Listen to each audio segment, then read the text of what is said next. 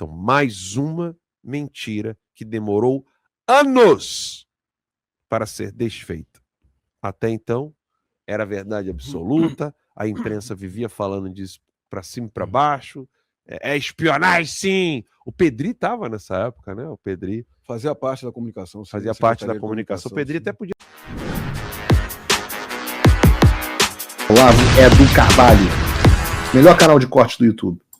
Opa, eu sei que você não aguenta mais ouvir, eu pedi para você fazer o triplo C, curtir, comentar e compartilhar, mas eu peço porque 4 entre cada 10 pessoas sequer estão inscritas no canal e a maioria não ativa as notificações e nem curte o vídeo e isso prejudica. Inventaram, então, que existia um núcleo de espionagem dentro do governo Bolsonaro. Então, primeiro foi o SECOM, depois a ABIN, depois o Ramagem, era o cara que estava investigando todo mundo, que o Ramagem era o cara que estava usurpando a ABIN para poder investigar todo mundo, e aí mais uma narrativa foi para o saco, como está aqui na matéria. Que medalha é essa aí bonitona que você recebeu aí? Essa aí, se eu não me engano, foi no... É a Castelo Branco? Foi no Itamaraty, exato. Acho que essa foi a do Itamaraty. Castelo Branco. Ministério das Relações Exteriores. Você tá chique ali, hein, cara? Olha aí. Enfim, aí, o que aconteceu? O Supremo Tribunal Federal arquivou por 7 votos. É bom a gente falar 7 votos, porque os jornais estão noticiando, olha a canalice, os jornais estão dizendo o seguinte, Mendonça, né? O Mendonça tomou a decisão. Não, peraí, calma aí, foram 7 votos. 7-4, uma ação de ninguém mais, ninguém menos do que o PV, o Partido Verde, partido, se eu não me engano, da Gazela Saltitante, contra o governo de Jair Messias Bolsonaro. E aí disseram que tinha um relatório de monitoramento das redes sociais, de parlamentares, jornalistas, etc. Pois bem, caiu por terra, não teve espionagem, porcaria nenhuma. O voto vencedor começou com André Mendonça, né, que disse que o caso tratava de ato concreto e não deveria ser analisado por meio de uma DPF. Ele também afirmou que o contrato havia sido encerrado em setembro de 2020 e comparou os relatórios a serviço de clipping de notícias, e com ele votaram Edson Fachin, Dias Toffoli, Cristiano Zanin, Nunes Marques, Gilmar Mendes e Luiz Fux. Então, vocês podem contar aí, 6 mais o Mendonça, 7. Votaram contra Carmen Lúcia, Alexandre de Moraes, Rosa Weber e, à época ainda, né, quando começaram a votar, Luiz Roberto Barroso. O Zanin afirmou que o monitoramento por si só não é inconstitucional, desde que não seja usado para perseguição política ou vantagem indevida. E que não tem prova, até agora, de desvio do caso, então eles arquivaram. Então, mais uma mentira que demorou anos para ser desfeita. Até então, era verdade absoluta, a imprensa vivia falando disso para cima e para baixo. É espionagem, sim! O Pedri estava nessa época, né? O Pedri fazia parte da comunicação. Fazia parte da comunicação. O Pedri até podia estar com a gente hoje, nem que seja um minutinho para falar depois. Manda mensagem pro Pedri. O Pedri está com a gente aqui agora toda semana. E aí, Felipe Pedri estava nesse meio ali. Não era monitoramento, qualquer pessoa pode fazer. Como disse o Nunes Marques ali. Não, Nunes Marques não, acho que o Mendonça, né? Que é como se fosse clipagem de rede social. Aí quem fez realmente o monitoramento, que é o próprio STF e o próprio Lula, ninguém fala nada, Ramagem. Só que demorou. Quantos anos demoraram para desfazer essa canalice aqui, Ramagem? No mínimo aí. Vamos lá, tem muito... Primeiro, sobre essa questão, vocês acham que há uma virtude do STF agora de reconhecer a verdade?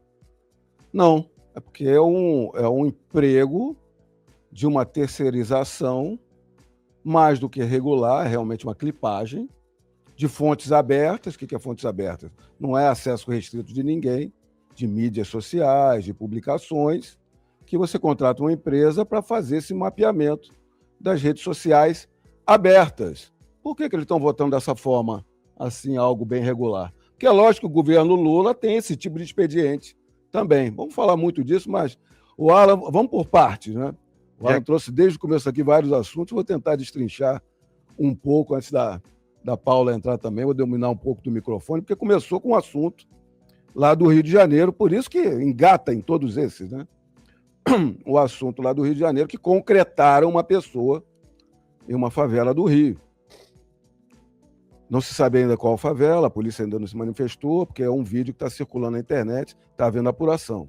Em breve vai se saber. Estão dizendo aqui que era na zona norte do Rio. A gente sabe que o Rio é todo tomado de favelas, a cidade do Rio, a Baixada e todo o Rio de Janeiro. O que é isso? Todos sabemos, é um poder paralelo que se estabeleceu no Brasil. Quem é que luta contra esse poder? Quem é que quer acabar com essa hegemonia? Pesquisas, e não são pesquisas aquelas pagas, como essa Atlas Intel aí, que colocou a questão do Flávio Bolsonaro, né, fazendo ali uma interferência indevida na pesquisa. Não, foi uma pesquisa, inclusive, internacional, e outras pesquisas corroboraram, dizendo que o brasileiro, cerca de 26% dos brasileiros, vivem em territórios, o Brasil inteiro, em territórios sob o domínio de um poder paralelo, onde as facções criminosas dominam aquela região, estabelecem suas ordens contra a ordem pública, a ordem social, econômica, contra os empresários, contra as pessoas que residem aí. Esse é um Estado seguro? E aí a gente lembra do que o Lula, né?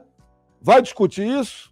Não é o Lula que fala a pauta de esquerda sempre de benevolência com o criminoso? As pautas no Congresso Nacional, que são sempre com mais rigor na lei, menos favorecimento para que saiam da prisão, mais criminalização em questão de drogas. A esquerda é sempre contra. Aí me vem o Lula, quem não se lembra do Lula? Falando, não, a culpa da droga não é do traficante, é do usuário. Você concorda com isso? Coitado ali dos criminosos que roubam um celular, questão de comprar uma cervejinha. Esses garotos que estão roubando celular, são violentados pela polícia. É essa a tratativa de um governo Lula. Nós estamos no momento que vai ser a favor de Lula ou contra Lula? Eleições esse ano é para tirar esse PT, essa destruição da moralidade, da segurança, de toda a administração pública, que tem esse poder paralelo. Como é que pode, nos presídios, os presos de alta criminalidade continuarem regendo, dominando, chefiando as suas facções? Não é porque o Estado é conivente? É claro que é.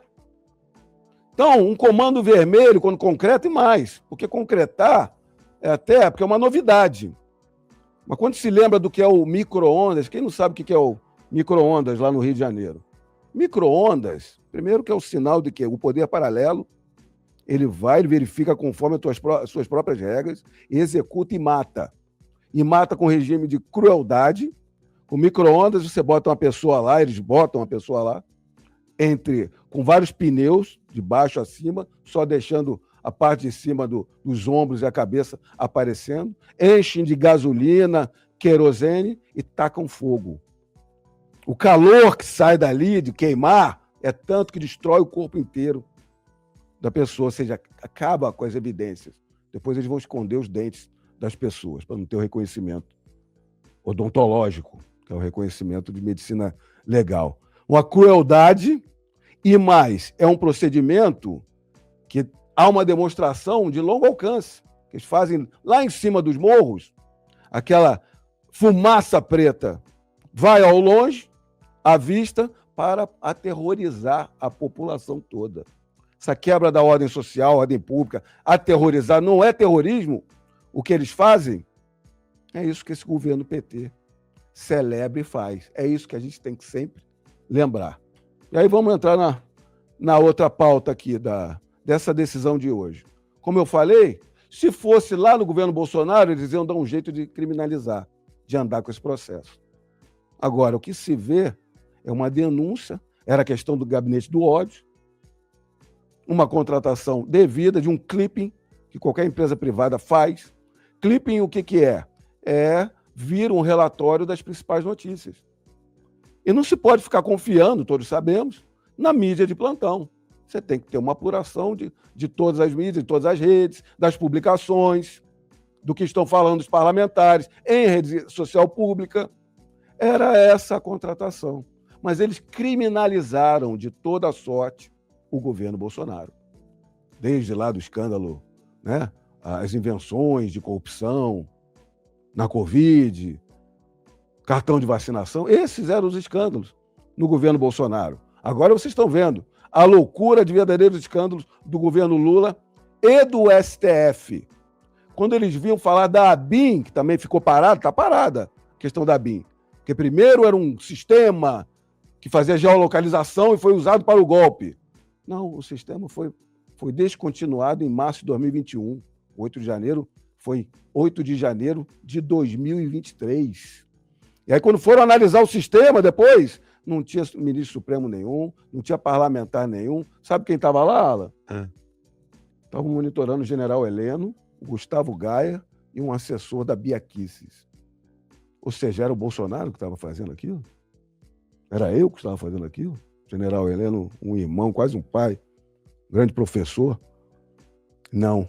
E aí o que eles quiseram fazer? Criminalizar essas apurações lícitas de fonte aberta e de registros. Muito se colocou ali que na ABIN, nos diálogos, fala: vamos ver os podres dessa pessoa. Ver o podre é um background check. Tem uma pessoa que está lidando com o governo federal, ou uma pessoa de importância nacional, você vai ver quem é aquela pessoa. Como qualquer secretariado de qualquer empresa faz, num recebimento de uma entrevista, numa reunião, ou de um assunto complexo. Ou seja, ver quem é aquela pessoa. Ver podre não é criar podre. Criar podre, inventar crime, isso o TSE que fez. E cadê essa apuração, Alan? Não tem. Da criatividade do Alexandre de Moraes, usando uma máquina do TSE ilicitamente, ele pelo Supremo Tribunal Federal e como presidente do TSE, inventando crimes contra as pessoas do 8 de janeiro e contra parlamentares federais. Quem não se lembra ali da questão do que foi revelado ali, vamos botar jagunço para pegar o Alan dos Santos, vamos inventar, não tem nada contra essa revista, inventa, usa criatividade. Vamos pegar o Eduardo Bolsonaro, essa é a criatividade. Esses são os ilícitos dessa corja que está no poder no Brasil. O governo Bolsonaro, tudo dentro da lei, e eles nos criminalizavam. Xingue-os do que você é, acuse-os do que você faz. Isso é notório, verdade, e é o que a gente tem que estar sempre vigilantes para apontar. Lembrando que o STF é quem gastou 249 mil para monitorar os que dizem o que as pessoas estavam falando sobre o STF nas redes sociais. E eles não falaram, o objetivo era monitorar menções ao STF e seus membros, de forma ininterrupta, ou seja, 24 horas por dia, 7 dias por semana, 365 dias por ano. E o edital ainda falava: a contratada deverá emitir alertas de menções diários e imediatos sobre temas diretamente relacionados ao universo do Supremo Tribunal Federal, incluindo seus julgamentos e ministros expressamente citados com potencial de repercussão. Isso aqui era o edital. Isso aqui era o edital do STF querendo fazer o monitoramento. Ou seja, quem realmente queria fazer o monitoramento não era o Bolsonaro, era o STF. Não só quis, como fez, Paula. E isso é fato, né? Isso o pessoal já não fala. Né? Obrigada por assistir o vídeo até o final.